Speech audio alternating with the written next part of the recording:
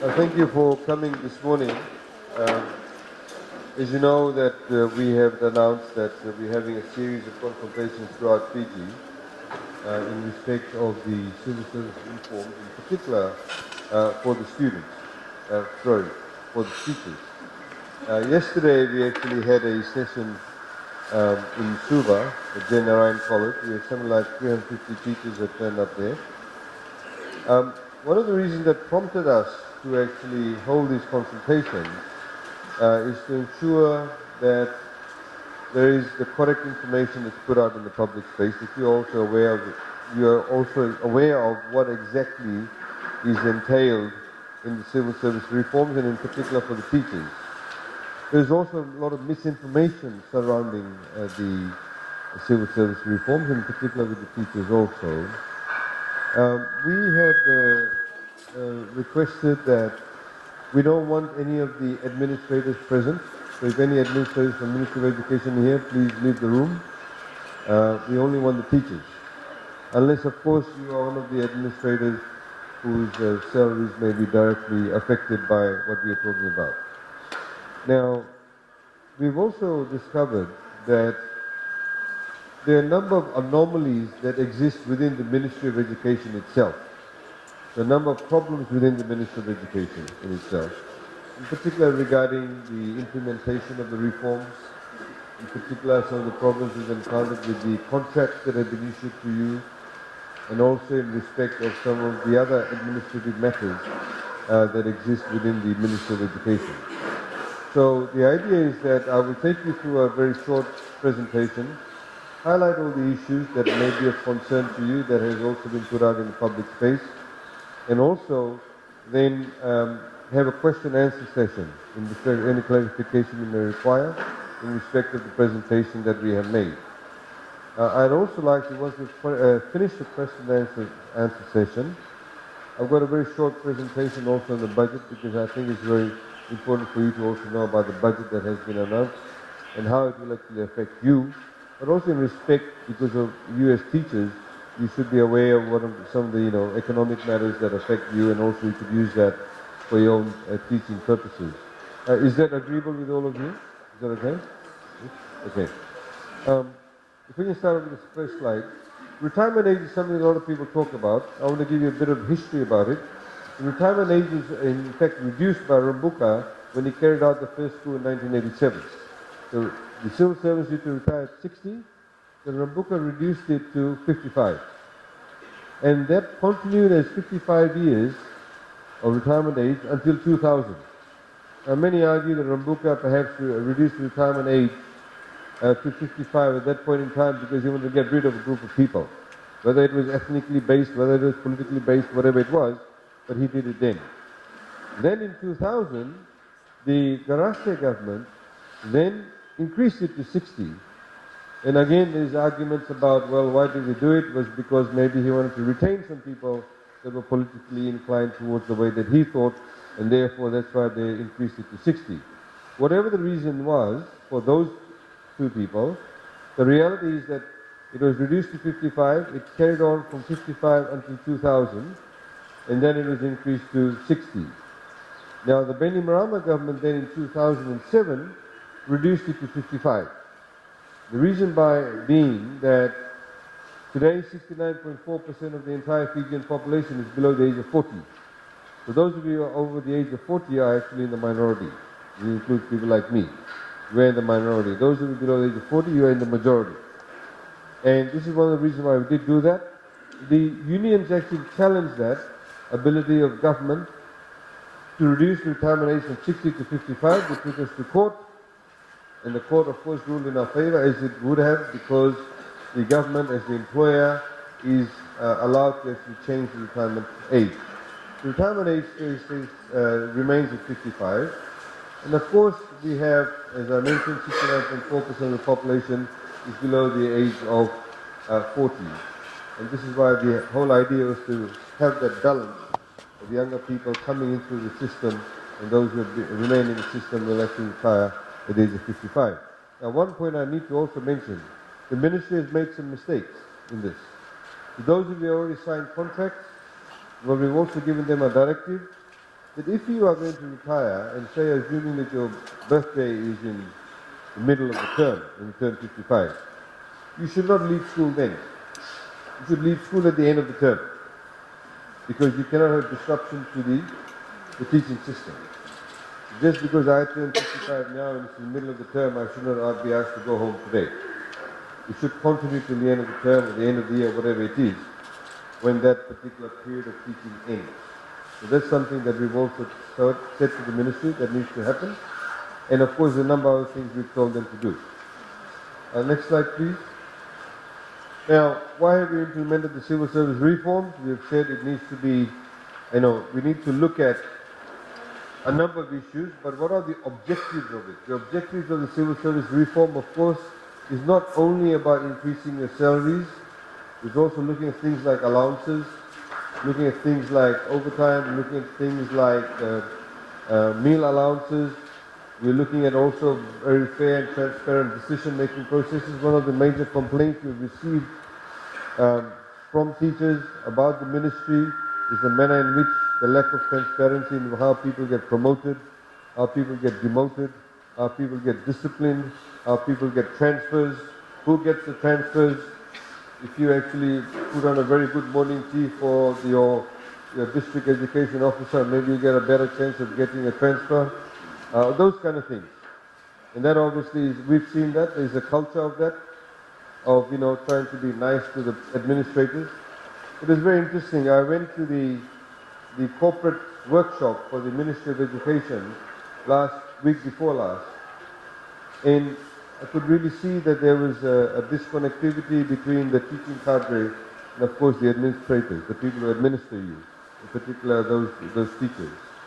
And one of the things that was also mentioned to me was that with the pay rises that you have received now, and in particular, for example, for head teachers and principals, you will see, and I'll take you through that, there's quite substantial pay rises for everybody, but in particular for those people who are head teachers and principals and deputy head teachers, etc.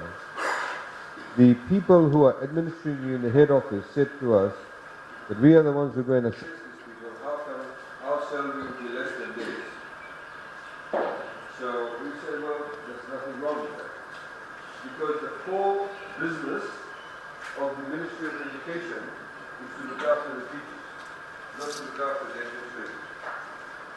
And the main reason why we need to look after the teachers is because the main business of the Ministry of Education is to provide a very conducive environment for you to be able to deliver to your clients. And your clients are approximately 220,000 students. They're your client base. So if we don't look after you, then we can deliver the teaching environment to your clients. That mindset needs to change. And I think some of the other things that we raised with us also. So like I said, the civil service reforms about getting better working conditions, etc., but also about ensuring that the constitutional authority of the permanent secretary is fully implemented. As you know, the permanent secretary is actually not employed by us. They're actually employed by the Public Service Commission. So the contract of employment is between the Public Service Commission and the permanent secretary. You are all then employed by the permanent secretary. So your contract is signed by a permanent secretary. So he is your employer. Now if he goofs up, we complain to the PAC. So this is why we need to ensure that you are protected through that manner, and I'll show you how you're further protected. We also want to be able to attract good people to the civil service. Now there is a whole mindset within the civil service, also within the teaching cadre, is that just because I have been a teacher for 10 years, and the other person has been a teacher for 5 years, the 5-year person cannot apply for a senior position. Because the 10-year person should take 6 years. That's the mindset. But the 10-year person might be spending half of the teaching time in the drug board.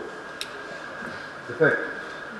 So, under the open merit recruitment system, anybody in this room can apply for a position if you choose to, irrespective of how long you've been in the system, irrespective of whether you have, greater qualification than the other person or not. The same way we had, for example, some questions last offer saying, well, you know, I've been an MBA, so I should get the position. Well, no, because the job description requires you to not have an MBA or requires you to have a degree. Just because the other person got an MBA does not mean that they should get the job. The requirement for the job is the degree.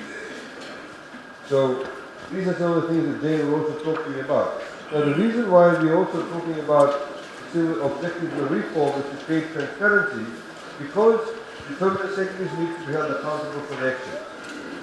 As I said, if the permanent secretary is not accountable for the actions, then we have a right to complain.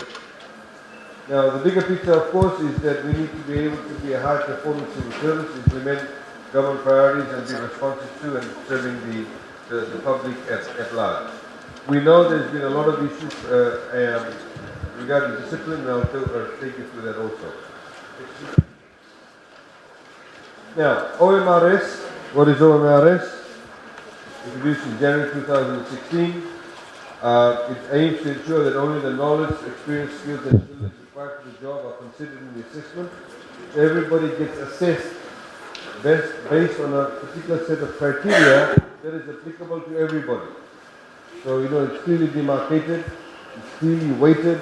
So when you go for the interview, the points are given accordingly on how you perform.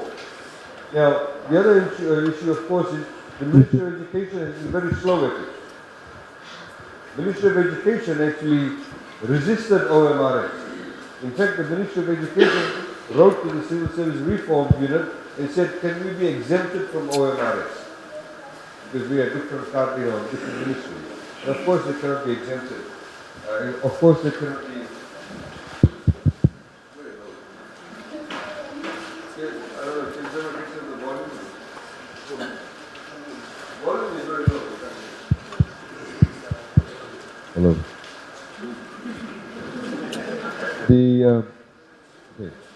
The ministry actually objected to OMRS. They did not want OMRS. So what we've done, we've said OMRS needs to be implemented. The recent changes to create transparency says panels for positions must be at least one independent member. So if you're going for a job interview, if this lady, I don't know what the position is, assuming that you are not a head teacher, assuming that you go for a head teacher position, the panel must include people obviously who are independent, who are trained, but it must include at least one person who is outside the ministry. So you avoid all the politics, you avoid all the connections. Now, in fact, if you go to a band that's above, higher positions at band J and above, must also have a member from outside the civil service. So they might get a lecturer or tutor from the university to sit on the panel.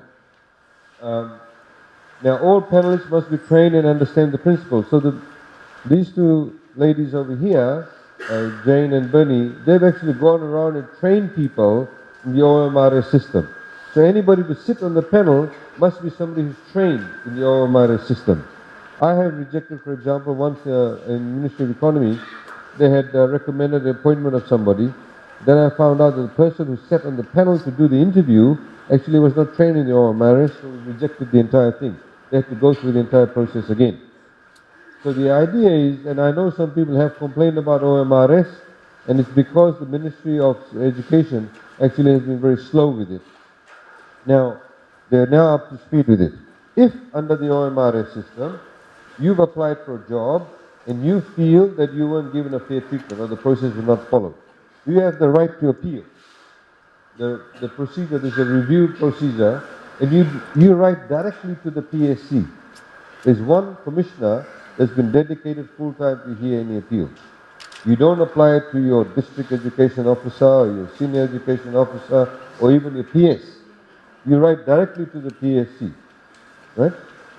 And when you write directly to the PSC, if the PSC then carries out its review and they find that the process was not actually done in a transparent manner or there's something wrong with it, they will write to the PS and say, not Mrs. Sorry, what's her name? Mrs. Drole applied for an appeal. They'll just say, we have found something to be wrong with the process, re-advertise the position, redo the interviews. So Mrs. Drole's name will never come up. She remain anonymous because if she applies for the position, we don't want the people sitting in the panel saying, ah, she was the one who actually complained about us. Okay? I hope you understand that. If you've got any questions, you can ask me about that. So you have a right to appeal. If you believe that the procedure for the selection was incorrect, and you write directly to the PSC, and we'll give you details, we'll give you all email addresses, etc. So, now what actually happens is the procedure is that why do we send to PSC is because they supervise the permanent secretaries, they employ the permanent secretaries. So the ultimate responsibility rests with the permanent secretary. If they've goofed up, if for example the PS for Education gets a number of complaints, then they can actually reprimand him. Worst case scenario, they terminate contracts, etc. for the permanent secretaries. They have a lot of higher onus is placed on the permanent secretaries. So as I said, it's an independent process, paper-based process. Submit directly to PSC. Ministry does not know who has submitted the review.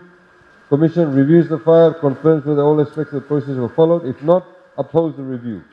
Process returned to the Ministry to redo from the point where it contravenes the guideline. Commission has no constitutional authority to determine merit, appoint an alternate person. So when Mrs. Drole seeks a review, and if they uphold the review, the Commission does not say, okay, let's appoint her. They'll actually say, you go back and do the entire process. The Commission has no authority to appoint people. Commission only has authority to review the process, has the authority to fire the PS, but does not have the ability to appoint you. If you are actually appointed by the Ministry of Education, and in this case the PS for Education. Oh, sorry, I'm doing this now. As I said, Ministry of Education, the issues of open merit, they requested exemption, and we said no. There was Ministry of Education, I'm being frank with you, they resisted it for 6 months. The OMRS, they did not want it. I have a feeling there were some people in the head office who did not like it. They might feel they might get marginalized. So that's what I understand the politics was there. Now we offered technical assistance. The two ladies there in front offered them technical assistance. They eventually agreed in June 2016. And again, it is partially implemented, very late implementation, but now we're getting full implementation being done through the Ministry of Education. We see a lot of changes in that respect, and they will also highlight to you.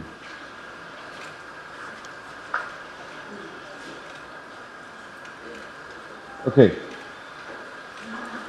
Now, in this job evaluation exercise, and Jane will take you through that also, where the salary increases have gone over 15%, those positions need to be advertised.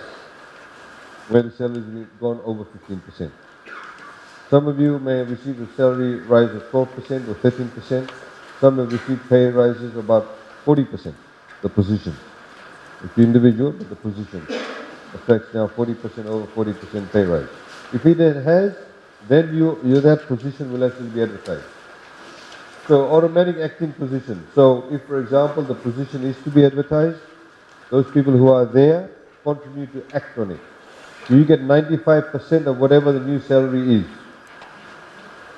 Okay, you get 95% of whatever the new salary is until such time as the jobs are advertised and persons are actually appointed to those positions. Of course, a lot of the people may actually get those positions who are acting on it, others may not. Now, if you do not, it does not necessarily mean that you automatically lose your job. You still actually have the salary that you have. You continue with that particular position that salary affects.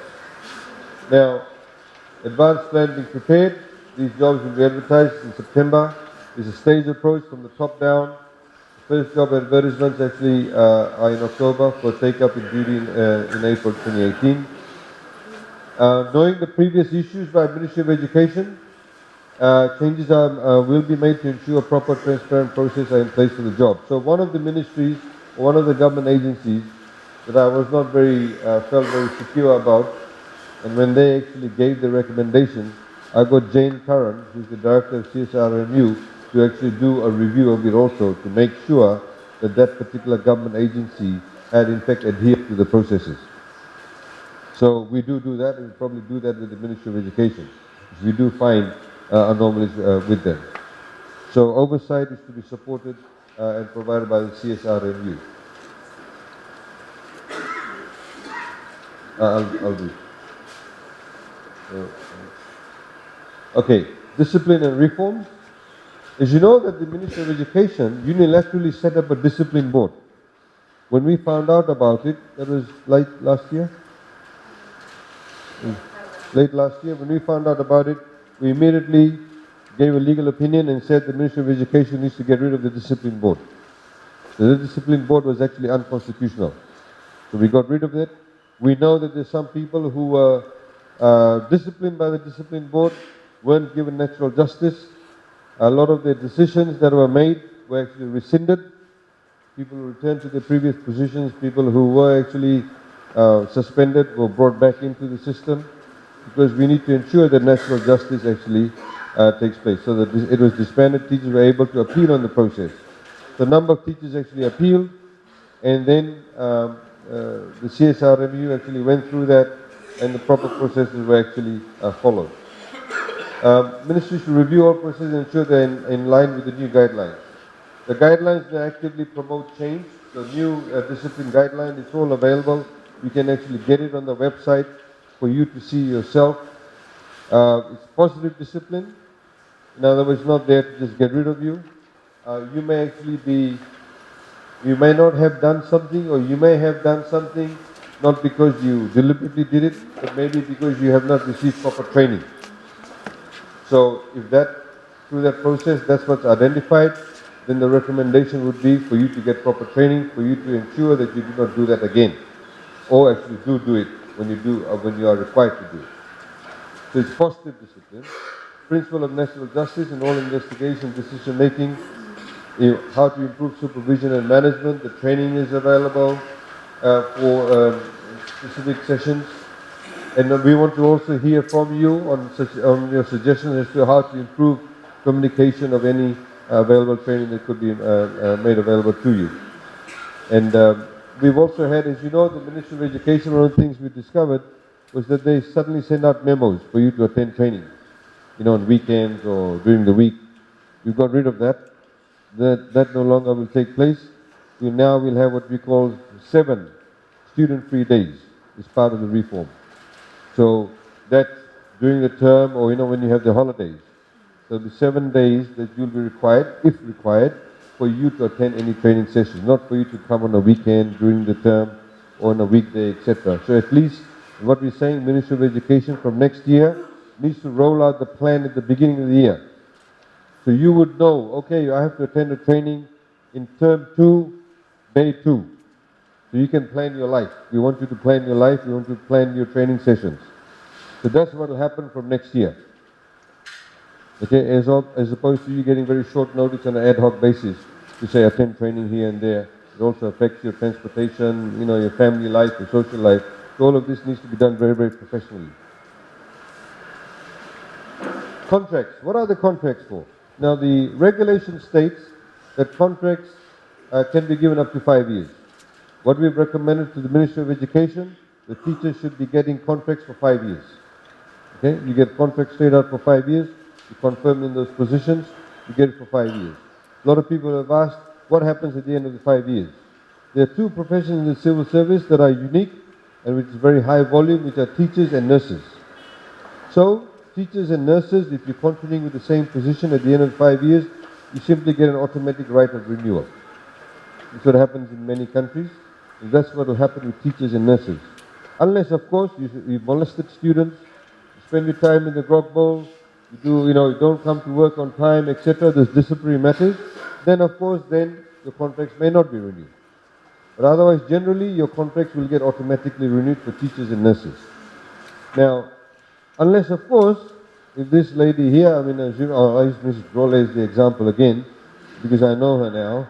Now, because she's not a head teacher, now assuming she's a teacher and she's there for 3 years, and then she decides to apply for a different position.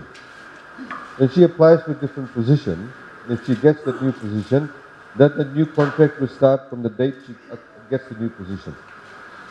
Okay?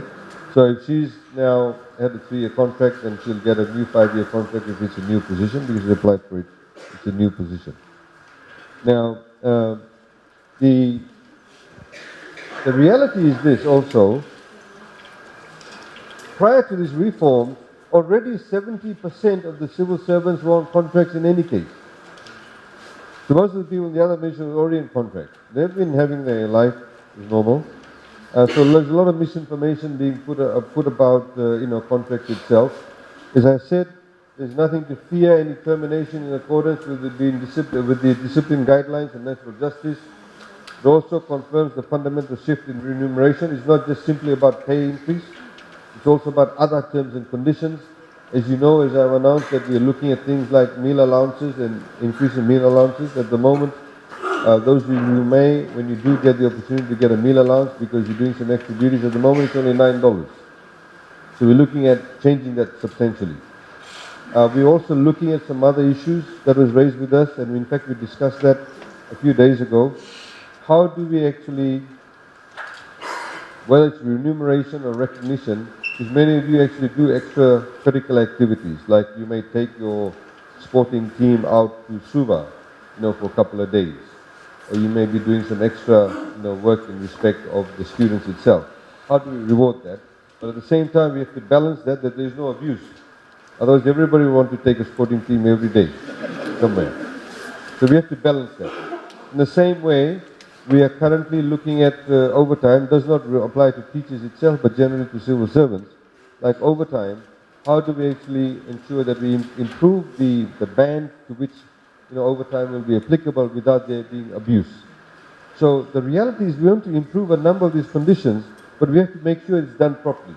It's done in a systematic manner. So you feel confident, we feel confident, and also should there anybody abuse it, then they can actually be caught quite easily. I was actually quite astounded when, I think it was last week at the Fijian Teachers Association AGM, one of the officials said that because of contracts, you won't be able to get loans. What utter rubbish. It's utter rubbish. Because if you saw in the Fiji Sun the next day, they went out and interviewed the CEO of ANZ. They had comments from Westpac, Bread Bank. All of those banks have said that you can get loans. Just because you have a contract does not mean you can't get loans. And before I had this job, I worked in the private sector. I had a 3-year employment contract. I got 2 loans. So it does not mean that you cannot get loans. That's why I put it up there. You can see no impact on your ability to seek loans. It's confirmed by the bank. So there's a lot of misinformation.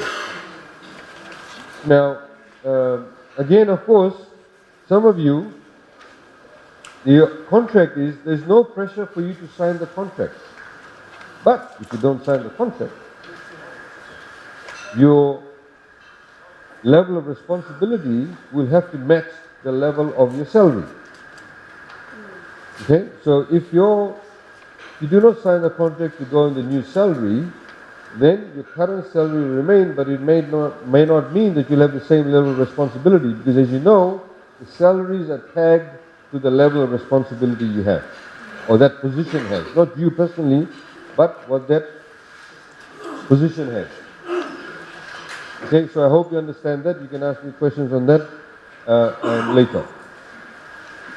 Now, unfortunately, the Ministry of Education did not follow the job evaluation transition procedures very well in respect to the contract. So we, for example, yesterday discovered that there are some people who have received contracts without the job description. There are some people who have received contracts only for 6 months. One person. So these are some of the anomalies we want to iron out. But of course, because it's a transition process, we want to be able to iron them out very, very quickly, so we can all be on the same page. Now, the effective date, the beginning of first pay that commences in the month that the contract is signed. So according to the pay fortnight. So if you sign the contract today, whatever your next pay is, that's when it becomes effective from. That's when you start getting the new salary. The ministry unfortunately assumed 1st of August and had to retract and reissue contracts. So that's where some of you may have some anomalies, and we're getting that to be fixed up. School-based staff ending at term of term end or school year. That's what I mentioned to you earlier on. The contract cannot end. The ministry needs to use a bit of its acumen. So they need to ensure that the contract, just because you signed it today, it doesn't mean 5 years down the track that it should end in the middle of the term. They must extend it. So in some cases it may go over than 5 years, more than 5 years. So to ensure that it actually ends at the end of the term. In the same way with people who are retiring at 55, they have to ensure that they don't actually leave like on a Wednesday and they're gone. They must actually finish to the end of the term at the very least, at the end of the year at the very least. So duration, of course, is not to exceed 5 years, unless, of course, there is issues what I've just highlighted. Contract renewal, again, it's in writing there, ladies and gentlemen. Automatic renewal. No school-based position advertised if performance is acceptable. Already the practice, school-based position not subject to requirement for advertising on expiry, unless, of course, you are moving up more than 15% of the salary. Okay? Please, you can ask me any question in respect to that. Assessment. Going forward, of course, very soon you have a chance of getting another pay rise, which is we're moving to performance-based systems. So going forward, once you sign the contract, you will then be assessed individually and also as a group in respect of your performance. So we're now getting the World Bank to very quickly implement that for us and do the assessment for us, the objective and criteria of the independent assessment. So you must know what is the criteria. So you must know what I will be assessed, against. And based on what? Not somebody deciding at the 11th hour. So it will all be made transparent and be available on the website. Range of assessment tools, including implementing new curricula, how you implement that, student attendance, learning outcomes, achievement of school and ministry priorities, etc. Now, somebody said to us, will we be assessed only on the percentage of pass? How well we do? We said, no, it cannot be. Because you can be a very good teacher and you may be coming from, you may have students who may require a lot of attention. And in fact, the result would be you just getting them to go over the pass rate. So we need to assess that too. It's not just about 100% pass rate. In fact, we've seen a trend. We've been told that what some teachers are doing and some schools are doing, they're trying to get rid of the low-performing students and sending them to technical college so they can get 100% pass rate. That is obviously wrong too. So your assessment will not be just based on your 100% pass rate of the students, because you are supposed to provide that learning and teaching environment for all students irrespective of how they are doing and how well they are performing. Now, of course, you can also appeal. In fact, in the Solicitor General's office, when they do assessments for individuals, the assessment is done by also people who are the subordinates. If I'm a senior lawyer, I'll also get assessed by the junior lawyer. Then I also get assessed by the lawyer who's senior to the senior lawyer. So you have, what we call bottom-top approach to your assessment also, which is very important. Because assuming that you may be a deputy head teacher, they need to know how the teachers actually think of what they think of you. And of course, in the same way, the deputy head teacher, what the principal thinks of, or the head teacher thinks of the deputy head teacher. So that is very, very important too. So the results, of course, will confirm movement up the steps in the salary band, which is pay increases within the budget cycle, and of course, renewal contracts. Now, the example that I do give is that so far in the civil service, for decades now, if you want to get a pay rise, it's kind of driven by the position or the title that you hold. So you find a lot of civil servants, they may be, for example, with the Ministry of Industry and Trade, and specializing in the area of international trade. We send them to all these conferences, they go away and learn all this stuff, and they've been there for 10 years.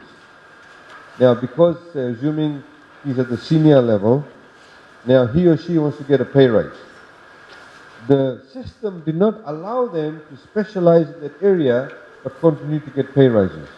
So what he or she will do, will look for a principal position somewhere else. So they've been there, they specialize in trade, then they get a position, Ministry of Mangroves, and they'll go there. They know nothing about mangroves, but they'll go there simply to get the pay raise. Unfortunately, that's how the system works. So all the 10 years they've learned about international trade has gone down the drain, being polite. Gone down the drain. We've lost that knowledge base. So then again have to start and train somebody else. Then they go to the new position, then they have to learn there. 10 years later, they learn about mangroves and they want another pay rise, then they'll go to maybe cooperatives. The standard procedure, that's what happens. What we want to do is to encourage you as teachers for you to stay within the system, but also continue to get pay rises. You see the bands, how it's been structured, and actually Jane will take you through that. So we have, for example, teachers in Australia and New Zealand who've been teachers for 20, 30 years. They've been in primary schools for 20, 30 years. They like it because that's their profession. That's their passion. But they also continue to get rewarded for it. So that's the approach we are trying to introduce here. As I said that, what was raised with me by the Ministry of Education the other day at the corporate workshop, they said, why are we paying the head teachers and principals so much? Because they'll never come back to the Ministry of Education, the head office. I said, why do you want them there? I said, so we can use them to assess other head teachers and principals. I said, no, you're actually cannibalizing from your core business. You want to take away the good head teacher and principals to bring them back to the head office. Why should you do that? You should leave them there. That's their core business. Administrators are different. Their training should be different. There should not be people coming simply only from the teaching profession. So this is the way of thinking we need to change. In the same way they said to us that we need to get the teachers back to have in the curriculum development department. I said, no, they're actually specialists trained in curriculum development. You don't have to steal the good teachers for them to come and develop curriculum. So the mindset needs to change. That's what we are doing. Now,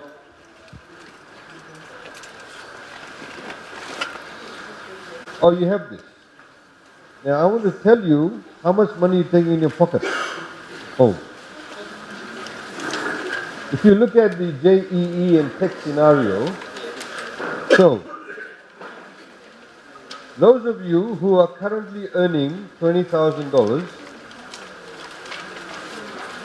your tax before the budget, have you all got the page?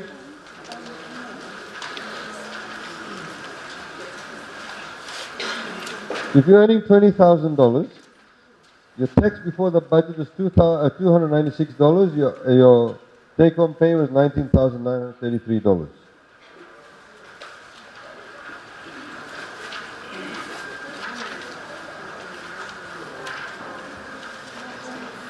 Your pay has gone up to $22,000, $22,567, right? Your tax at 16,000 threshold is $522. So after tax is $22,045. So your increase actually, because we've removed the tax thresholds, right? Now you no longer will pay any tax. So your total increase in salary is actually $2,600. You understand what I'm saying? Get my drift? So at $20,230, you paid tax of $296. The take-home pay was $19,933. After the job evaluation exercise, you get $22,000. You pay tax of $522, and after tax is $22,000 take-home pay. In other words, your increase in salary is $2,111.10. But after the budget, because you no longer will pay any tax, your total increase is in fact $2,600 if you take that home. You no longer pay any taxes whatsoever. It's not just an increase of $2,100, but in fact, without taxes now, is an increase of $2,600. Now, don't think that the tax threshold being increased to $30,000 means that only people below $30,000 actually are getting a tax cut. Everybody's actually got a tax cut. It's just that the people below $30,000 have got a bigger, they no longer pay any tax. Because the way the tax system works is that when you give a tax, when you increase the tax threshold, everybody else above that will also get a tax cut. So let me give you an example. A person, for example, sitting on ED 1D05 Before JEE was earning $42,000. After tax, they're taking home $38,000. After JEE, the salary's gone up to $67,000. After tax, taking home $58,000, in other words, an increase of $20,000. But now, because the tax decreased, the total salary increase is $22,000. Mrs. Brolle now exactly wants to take up that position. So you get a salary increase of $22,000. Okay, do you understand that? So you can ask me a question on that. But that's the impact of the tax threshold being increased to $30,000. So these are the increases you will see that you have in respect of taking, more money in your pocket as far as when you go home. This is I've done another comparison with what it used to be like, when the tax threshold was 6,500, it went to up 8,000, etc. But we can discuss that later. I'll get Jane Curran to now talk to us. Those of you who may not know Jane actually came to Fiji when we were setting up the Fijian Elections Office. As you know that previously, when we used to have the elections, then the Elections Office would be, filled up with people. They'll poach people from different ministries, set up the Elections Office. Then when the elections was completed and done over, then the Elections Office was completely dismantled. There's nobody there. Probably just a supervisor and one secretary or somebody. But like all other international best practices, Elections Office must continue with a cadre of people to build up the capacity. So we had to set up the entire HR system of the Elections Office. Jane Curran came to us by the courtesy of the Australian government through DFAT. She did some fantastic work with the Elections Office, set up the entire HR system, and we liked her so much we actually retained her. So Jane has been the one driving the civil service reforms, and so Jane is here with us. Please put your hands together because Jane's done a fantastic job. And she's the expert who actually carried out the job evaluation exercise. She'll now take you through the job evaluation issues. Thank you. So I'm going to cover a few different aspects of the job evaluation exercise to talk about what's happened in the ministry, but also how the process works, what the factors are, and how we actually came up with the results, so that you've got a better understanding of how it all comes together.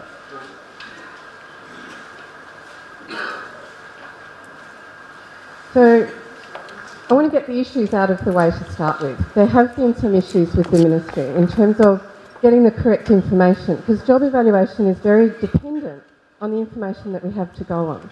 Now most of you, or a lot of you, would have filled out job descriptions and questionnaires, so the ministry did send them through to us, but they're very much based on your old ED scales.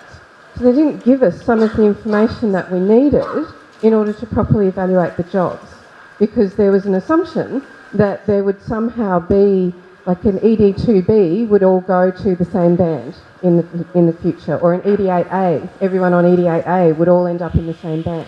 That's not how job evaluation works, because a lot of those old education bands, particularly the straight teaching bands, were based on qualification. And job evaluation considers a whole range of other factors apart from education. So we had some issues getting the correct information from the ministry. Because of that, we did make some assumptions based on the information that we had, and also because I do come from an education background, so I made some assumptions around the fact that perhaps the number of teachers had a direct link to the number of vice principals or the number of assistant head teachers, and that's not how it works here. But that information wasn't clear from the ministry. So when we finally got the correct information, we redid some of the positions. Most of them ended up in the same place. It was around the definition of how we defined the different levels for the schools that changed.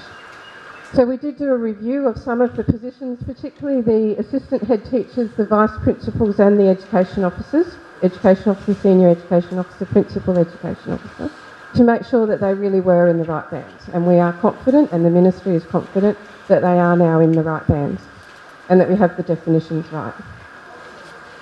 We did a lot of work in the CSRMU to map all of those steps from the old ED scales onto the new bands, because it's not as straightforward as it was in the admin cadres. In the admin cadres and SSO3, they all went to the same band.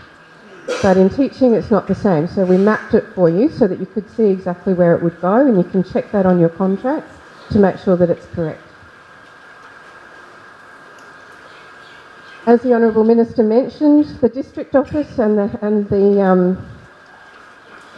the Senior Education Officers particularly wanted us to relook at their positions because of that argument that, but we supervise principals and we supervise head teachers. But when we went back and checked the documentation, as well as discussed with the Ministry, the answer is that they don't supervise. They provide support, they provide advice, they do collect information and they report that. So reports come from schools into those areas, but that doesn't mean that a principal reports to that person. Okay? So that has an impact on how the jobs are evaluated. And as we said, the emphasis is on our core business in the schools. And that's where we want to strengthen the management and to recognise and retain the best people in the schools. So Jane, can I just interrupt? Just to give you a simple example, is that you can have a head teacher or a principal or vice principal, etc., that may come to a school with 500 students or 1,000 students and 20, 30 teachers screaming in the morning. Or you could be a teacher in a very isolated school with different challenges and have to deal with kids who may not be able to come to school on time. There's different types of challenges. That level of responsibility is far higher than somebody who may be sitting as a district officer or district education officer or sitting in head office. They've got nobody to supervise. When they come to work, they don't have screaming kids. They don't have challenges of food or whatever, or the class boardroom blackboard falling down, whatever the case may be. They don't have those challenges. They're only simply there to liaise with you. So that level of responsibility that they have is far less than what you actually go through as a teaching teacher. That's the point we're trying to make. That's the difference. In the same way, if you go into the private sector, you can have a bank teller. Now, a bank teller is dealing with, you giving money, they're accepting deposits and giving out withdrawals. There are also people who work in a bank in a closed room, and they are what we call the people who trade in foreign exchange. That person makes a mistake in the exchange room, the bank can lose in one transaction $500,000, $1 million. If the bank teller makes a mistake, maybe $2 has gone out. So the level of responsibility is very different. The burden of responsibility is different. So the person in the locked room, actually, if you go to the bank, gets paid a lot more, even though that person may be only 3 or 4 years out of university. The teller may be in the system for 15 years. Because the level of responsibility is different. That's what we're trying to say. The teachers, when they're out there, they have a much greater responsibility, have a lot more people to actually account for and who are answerable to them, as opposed to the person who's sitting in the office who's going to, collect data about the school. Okay? That's very important for you to understand that, and for them to understand that. So the Ministry is redoing all of the job descriptions to make that clearer for everybody as well, so both in the schools and in the district and education offices. Okay. So a little bit more background. The guideline, all of the work that's done through the reform unit, we talked before about open merit and discipline, everything works through guidelines. The guidelines are approved by the Public Service Commission as the supervisor of the Permanent Secretary. So it's telling the Permanent Secretary, this is how we expect you to operate this particular part of your authority.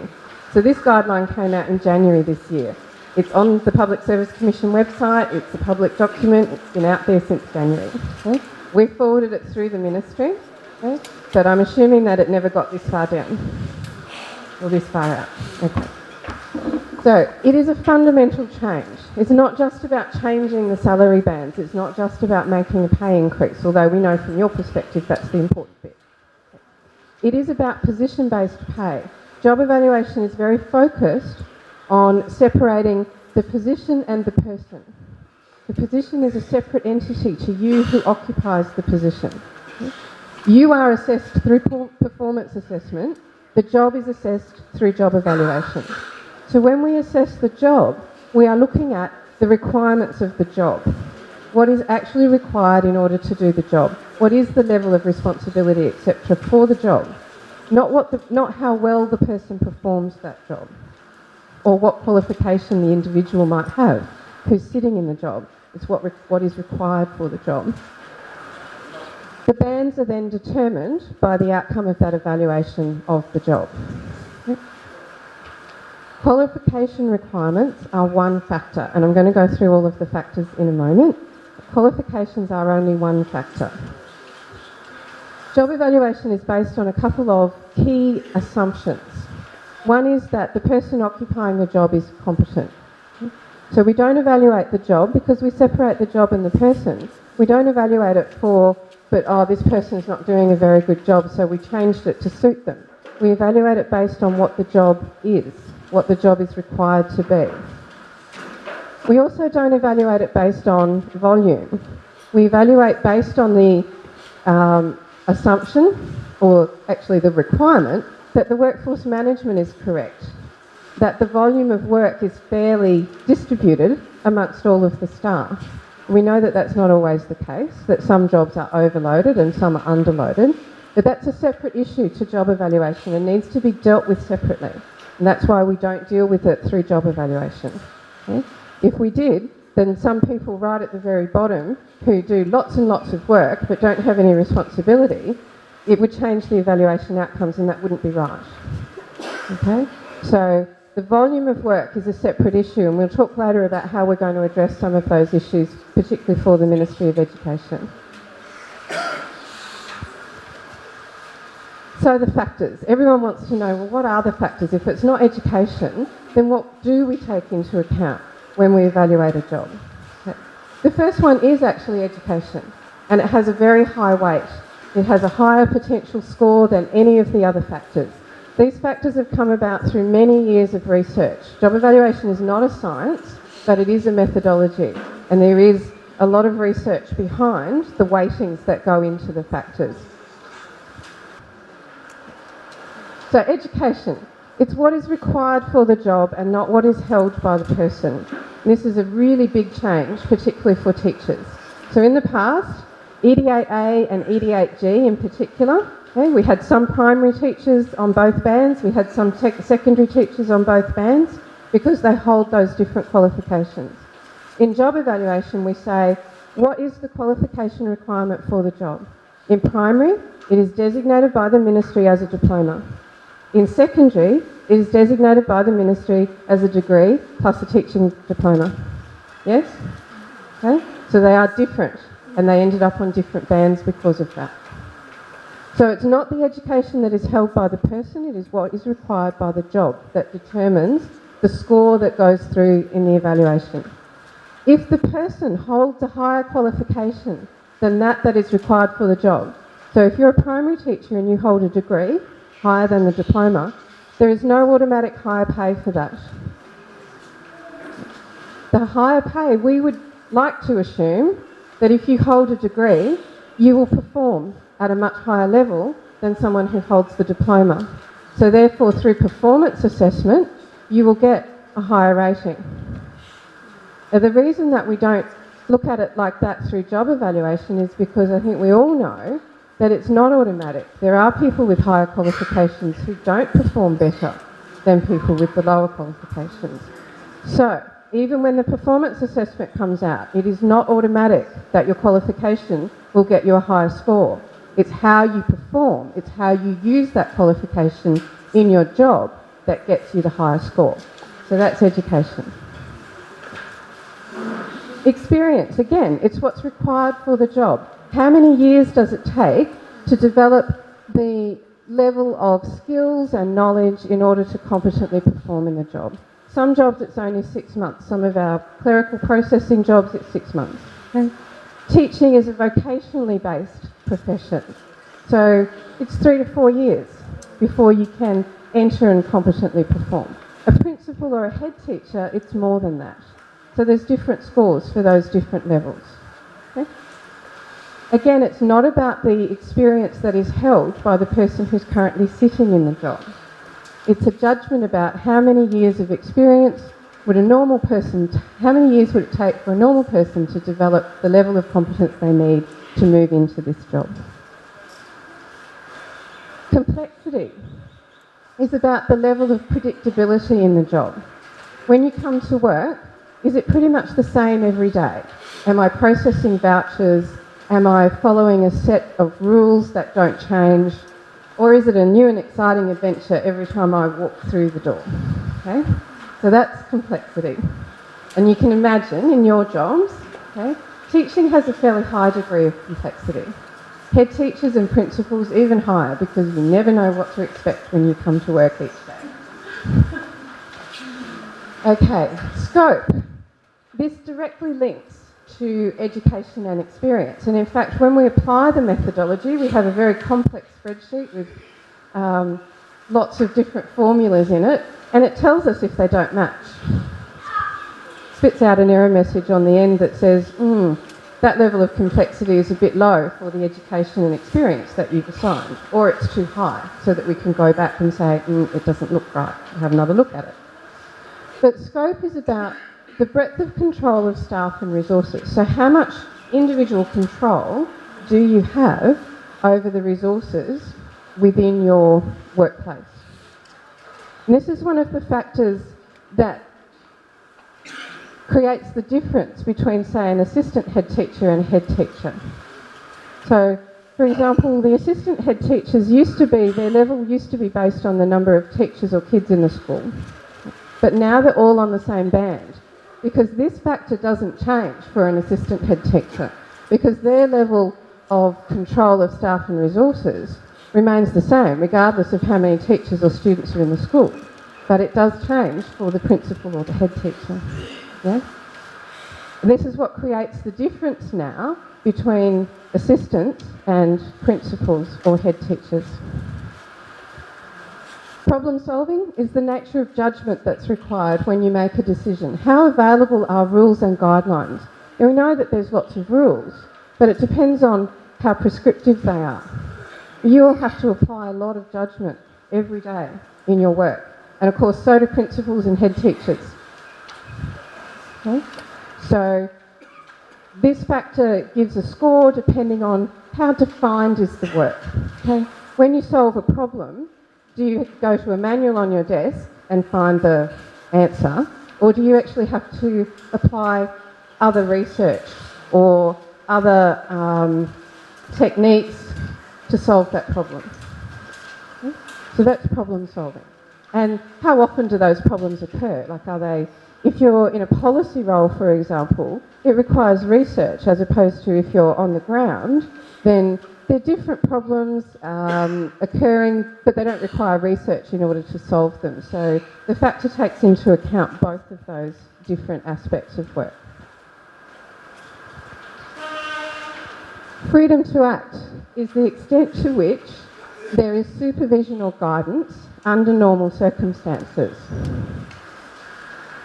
If you're the principal or the head teacher in a school, you don't have a lot of supervision.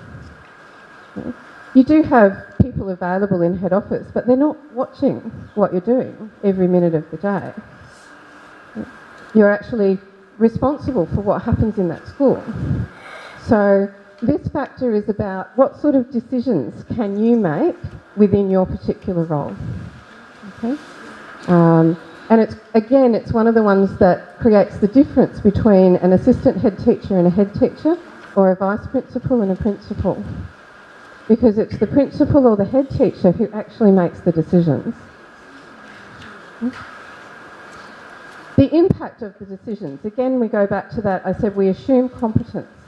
So we assume that people are going to get it right. We don't evaluate on the basis of what if they get it wrong, but we do evaluate based on how your decisions will impact. What type of decisions do you have to make? How difficult are those decisions? But it's also about the effect on the organisation of those decisions, assuming that you get them right. Interpersonal skills is about the nature and degree of contact with personnel, clients, stakeholders and the general public. So how much contact do you have with people inside the organisation and people outside the organisation. There are people whose jobs don't require them to ever talk to anyone. They get to sit at their desk and just process whatever it is they're processing. So they get a much lower score than people who interact all the time. And if the interaction is persuading or negotiating, the score is higher than if it's providing information. Okay? So the score for a classroom teacher, where yes, you're interacting a lot, but you're providing information in the way the guideline would look at it, as opposed to the principal who has to explain, as opposed to the PS who has to negotiate, the scores are different. Authority is about the formal authority of the position to spend money or hire staff. Now, for most positions in the public sector, this score is very low because only the permanent secretaries generally have final authority to spend money. There is a score for budget. So if you have a budget allocation but you don't have final sign-off, like principals and head teachers, then there is a category for that. And the last one is about people management, the supervision and management of staff. So while enrolment is not a factor, it is linked to the number of staff in the school. So we can't evaluate a position based on the enrolment. That's where some of our difficulties with the ministry came in, because everything in the past was about enrolment. For job evaluation, we needed that linked back to the number of staff. So we need to know, for an enrolment of 700 in a primary school, how many teachers does that equal? So that we can put this factor into the mix. I have to say, a lot of the job descriptions that came in from people in the field sold yourself short. We had schools with 1,000 kids and evidently there's only 3 staff there, so I was very confused. Because it's not just the staff that directly report to the principal or the head teacher, it's the staff that report to them as well. Okay, so it's the total staff reports that we count in this factor, because they're the staff that position is ultimately responsible for. Okay? So they're the 10 factors that go in to make up the final score when we evaluate the job. And it's that score that puts the job onto the bands. Now those factors are actually in today's paper from yesterday's session. The Fiji Sun published them, very kind of them. So if you want to find them, they're actually in the paper. The ministry's got them as well, but they're easily available in today's paper, I just found out. So the salary bands were developed separately to the job evaluations that were going on. So while committees were evaluating all of those jobs, separate to that, we had a group who was looking at the research that had been done around salaries in the private sector to develop the bands. So there are 15 broad bands, and you all have a copy of these as well. It's the sheet that looks like this one. This sheet, the second page, okay, is the actual salary band. So the whole civil service is moving from the previous occupational scales onto these 15 broad bands. All positions, including the government wage earners, fit onto these bands. Okay. A is at the bottom and O is at the top. There's no more ED, AC, SS, all of those other scales are gone, okay, as we transition onto the new bands. The salary bands are benchmarked to the private sector. When we say that, we're talking about the midpoint. We're talking about step 4 in each of those bands is benchmarked to the private sector. So to do that, to do the benchmarking, we've had a number of surveys and reports done through the World Bank and through the consultancy firm that we've been working with. So the World Bank, starting in 2015 and going into 2016, they did a compensation benchmark survey. So they surveyed a range of positions in the public sector, and then they asked the private sector to give salary surveys on those positions so that we could get some benchmark data. We know for teachers and nurses in particular that there isn't much of a private sector. Okay? So we also asked the World Bank to do another report, a comparison of salaries for teachers and nurses in other countries Not around what they earn in other countries, because that's not really applicable for Fiji, but the positions that they line up with. Okay, so in other countries, what comparisons could be drawn between, say, a teacher and another occupation, so that we could have a look at those occupations when we were drawing the bands and when we were moderating for the job evaluation on the other side. These are two halves of one coin, so two sides of a coin. When we tendered out for the job evaluation methodology that we use, those 10 factors, so they're called SP10 and they're managed by a company called Strategic Pay in New Zealand, and they partner with PricewaterhouseCoopers here in Fiji. They have their salary survey data that they do every year, which is also linked to the points in the same methodology. So we have that salary survey data as well. So using all of that data, we benchmarked to the step 4 to the private sector. So in the private sector, a job that got a similar range of points in the evaluation would have a similar salary within a reasonable range of the midpoint in those salary bands. Okay. There is a sliding scale across the bands. Originally, the decision from Cabinet was that we would benchmark to 75% of the private sector. When we started to construct the bands, we found that if we did that at band A, people would lose money because the private sector pays those people less than what government pays. So there's a sliding scale. Band A, we're over 100% of the private sector. We're up around 110%. In the middle, G and H, we're about 100%. And at the top, we're below the private sector still. Okay. But when we look at it, it's still quite significant increases for most of those jobs. 40, 50, 60%, even though we're still not matching the private sector. So decision was made through Cabinet and the budget that that was how the scales would be, or how the new bands would be constructed. Okay. So after the jobs are evaluated, they're placed on the bands.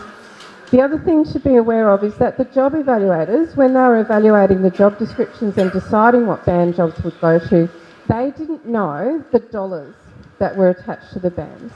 Okay? It was an independent evaluation. We weren't looking at making sure that people got a certain percentage increase. It was a genuine evaluation of the jobs, making sure they went to the right band, okay? And then applying the dollars on the bands. They're also available on the Ministry of Economy website. They've been there since the day after the budget. So what happened for education positions? Where did you all go? You have the detailed snapshot. That's the very, very busy sheet that I can't put on a slide. The one that's double-sided, that shows all of the bands. Shows all of the bands and your old scales and what step you'll go to. So what you need to do, you need to read it from the point of view of the new definition of jobs. So it'll be hard to find it if you're an ED8A. You need to know if you're a primary teacher or a secondary teacher, and you need to look at it from that perspective. Okay. So it is position based, as I said, based on those 10 factors. The jobs came out on different bands. Primary teachers are band E, secondary teachers are band F, and a lot of that is around the difference in the qualification requirement. Okay? So regardless of whether you're an ED8A or an ED8G, you're now a primary teacher or a secondary teacher. Okay? Everybody gets a salary increase because the salary bands are broad enough and, of course, high enough that everybody, regardless of whether you were up or down, you all get a salary increase. Principals and head teachers were grouped according to the number of staff in the school, and these definitions are on the bottom of the second page because you now need to know what is a small primary school, what is a medium primary school, what is the definition of a medium primary school. So a large primary school is one with more than 25 teachers, and they go to band J. A medium primary school is one with 1 or 2 assistant head teachers and up to 25 teachers. And a small primary school is one with no assistant head teacher. In secondary, a large secondary school has more than 50 teachers. A medium secondary school has between 26 and 50 teachers, and a small secondary school has less than 26 teachers. Okay? So we all need to learn a new language. We're not an ED2A anymore. We are... Okay. We're not an ED1A anymore. We're a large secondary school. Okay? That's not a reflection of the person in the job, of course. It's talking about the size of the school. Okay. Your positions have all been mapped. So on the snapshot that we've given you, it will show you what the proper salary would be for the movement. If it is over 15%, the next column over would show you the band that you've now been allocated to as a substantive position and the salary that goes with that. So everybody gets an increase, even if you now have to act in your position until that position is advertised. You have been allocated a substantive position at a band so that you have a safety net. Okay? When the open merit happens, we assume you will apply for the position.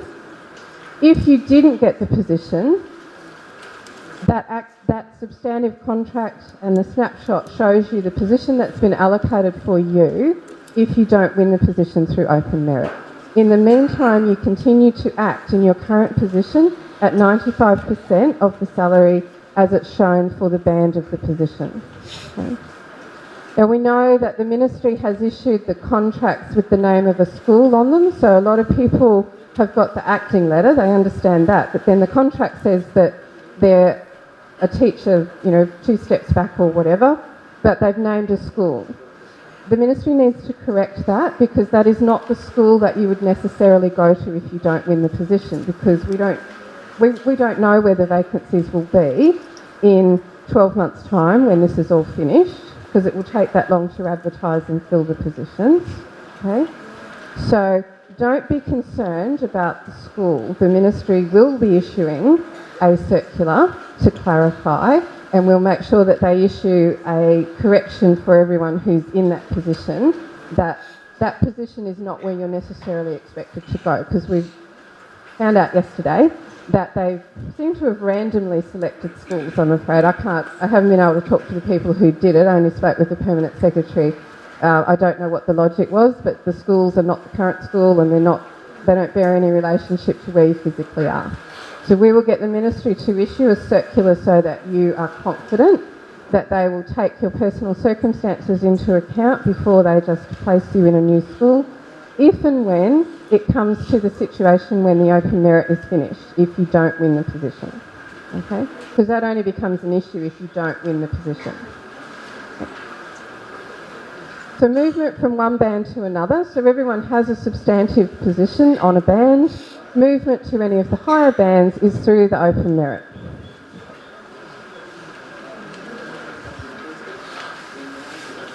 So how did we actually assign which step you went on to?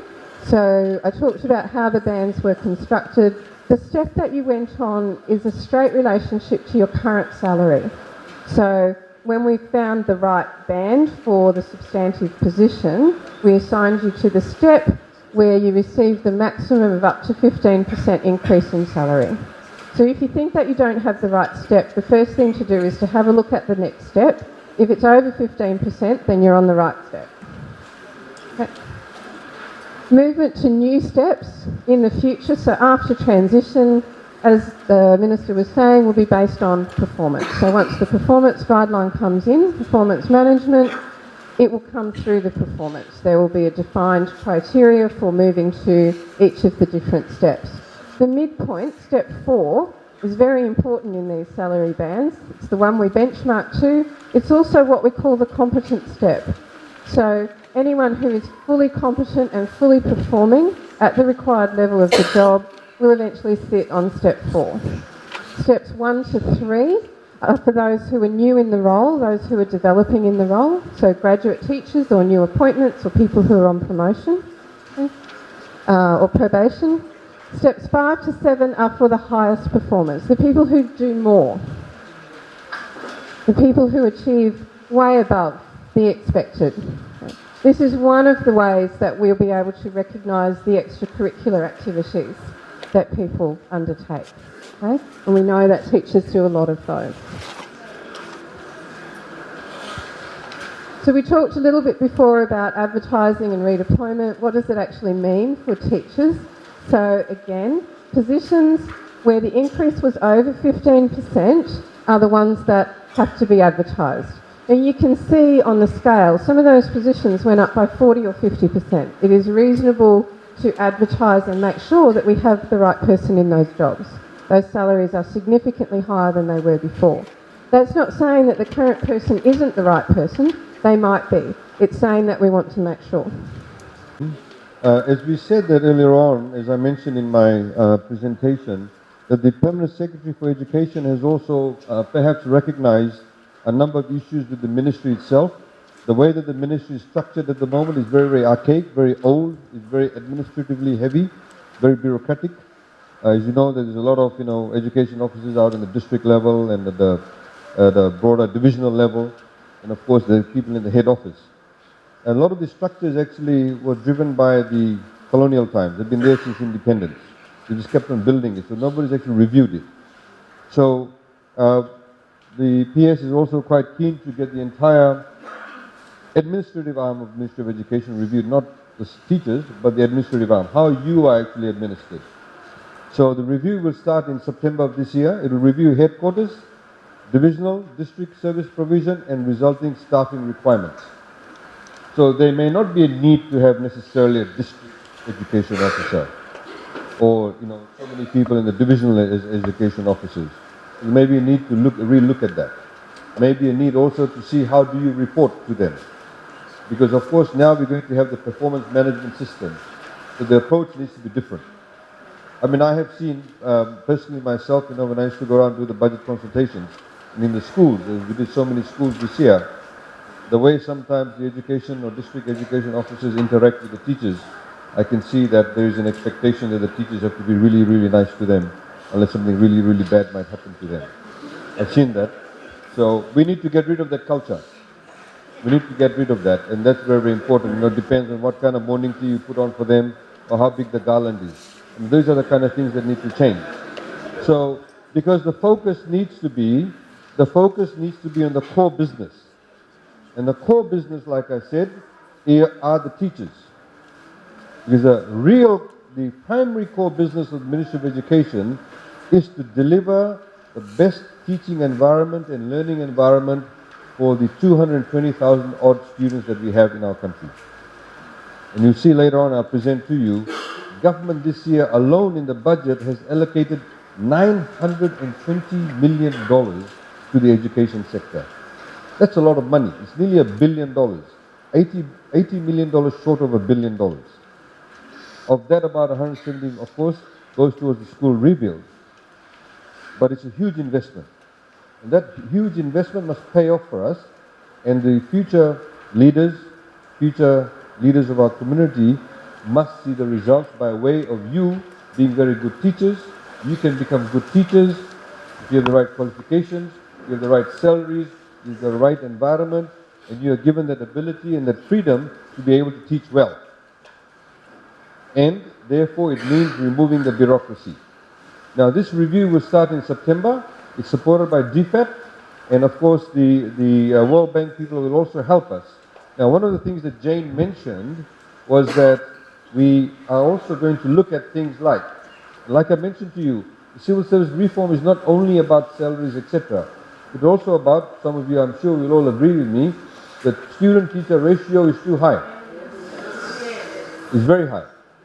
So we need to really fix that up. As you know, for the past 3 or 4 years, we have been creating new positions for teachers, so allowing more graduates to come into the system. So the number of teachers in Fiji today is a lot higher than what it was about 3 or 4 years ago. But still, it's not enough. And I'm sure all of you as teachers would agree that if you had to teach 20 students as opposed to 40 students, your ability to be able to practice your profession would be greatly enhanced. That's what we want to do. So part of that, we're getting the World Bank. World Bank is actually quite good at this. They've done it in many other countries. They've done it in countries that have been in Africa, in Asia, and other Pacific Island countries.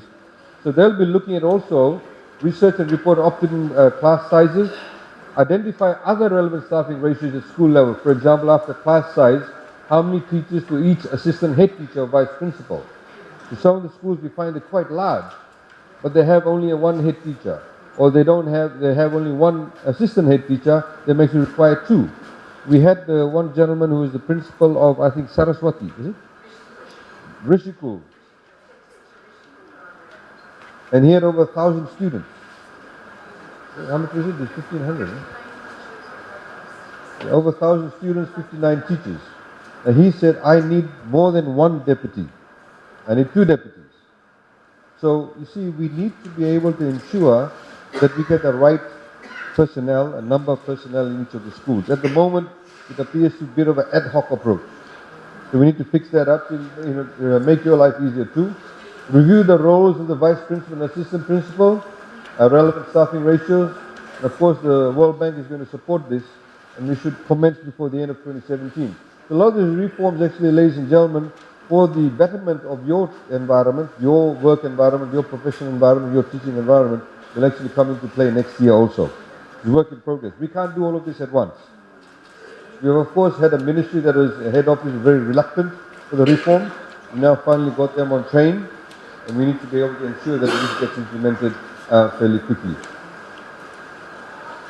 Now, as I mentioned to you earlier on, the student free days, the 7 student free days from January 2018, 3 prior to term 1, 2 prior to each of the terms 2 and 3. So that's how the 7 student free days will be implemented. This is something that's practiced in many countries, Australia, New Zealand, Finland, and various other places. It gives you the ability, like I said, Ministry of Education needs to roll out the plan. So you know 1 year in advance, you can put it in your calendars, you can plan your entire year when you'll be required to attend the student free days, what sort of training will be required to attend. Of course, for professional development, and also at the school and district level, Ministry to confirm the program for next year, as I mentioned, practice in other countries. Also allows the focus of professional development at these times rather than on weekends or after school. It's very disruptive. We've had complaints about people, coming from Neta, Siri, Tailevu to Nosori. It's very difficult for them. They have to come by carrier, very isolated schools. They go late, some of them then don't attend. The level of attendance is not very high. So of course, when you have these dedicated days, then there's no excuse for you not to come either. It could also be used against you if you don't attend. It creates everybody on a transparent basis. Everybody's on an equal footing. So we know beforehand, the Ministry of Education must roll it out at the beginning of next year. You know exactly what days to attend or when to attend. CSRMU regularly conducts information sessions. These two ladies with a team of 40 people go around holding sessions. We of course have the announcements in the papers, etc. You can also be nominated to attend training. Ministry of Civil Service, we also help you to train. So, for example, Ms. Brolle, if she wants to apply to become a deputy head teacher or head teacher or principal, she may want to say, look, I want to actually apply really well. I want to know how to do a modern CV. I also want to know how to write my application. We actually provide the training for you. You want the training? The Ministry of Civil Service actually gives you the training. So that's there. We also have discipline training for supervisors and managers, investigation officer training. So one of the reasons, as we said, with the reform of the CSRMU, the Civil Service Reform Management Unit, is the reform arm. It sits within the Ministry of Economy. They do all the reforms. They'll also train people in terms of, 2 years' time, we want to look at the remuneration, etc. Ministry of Civil Service provides all the ongoing training regarding day-to-day matters of civil service. So they provide all this type of training for you. And you can very easily tap into that, and we can give you the contact details. And you may decide, all of you, in Nanronga, let's go for training. Can the Ministry of Civil Service come and conduct the training for us over here? They can do that for you. We'll be doing a lot more of that. So again, like I said, request the inclusion of civil service reforms in your student free day sessions. You can also write to the ministry and say, look, we want more, training on this. We want more knowledge on this, and we can also provide that for you through the CSRNU. Oops, sorry. Now, these are, if you have any queries, we know a lot of people had queries yesterday. A lot of people had the individual cases where they feel that they have not been given the right deal or they have an issue with the contracts. This is the email address. You can send whatever it is. This email address or what you put in this email address or send to this email address is not seen by the whole marketplace. It's only seen by 2 or 3 people. Please feel free to raise any issues. You can send it to that email address. It's csrnu.enquiries@gmail.com. Now, what I'll do now is that I'll open up the floor for any questions you may have. If you have your own individual specific issue, and if you want to raise it now, I'll ask Jane and Bernadette for you to come up to them. They might actually go outside somewhere on the side, so they generally don't get disrupted. But maybe they can do that once we finish the question and answer session. Because after the question and answer session, I would like to very quickly also take you through the budget so you also understand. It'll be good information for you too.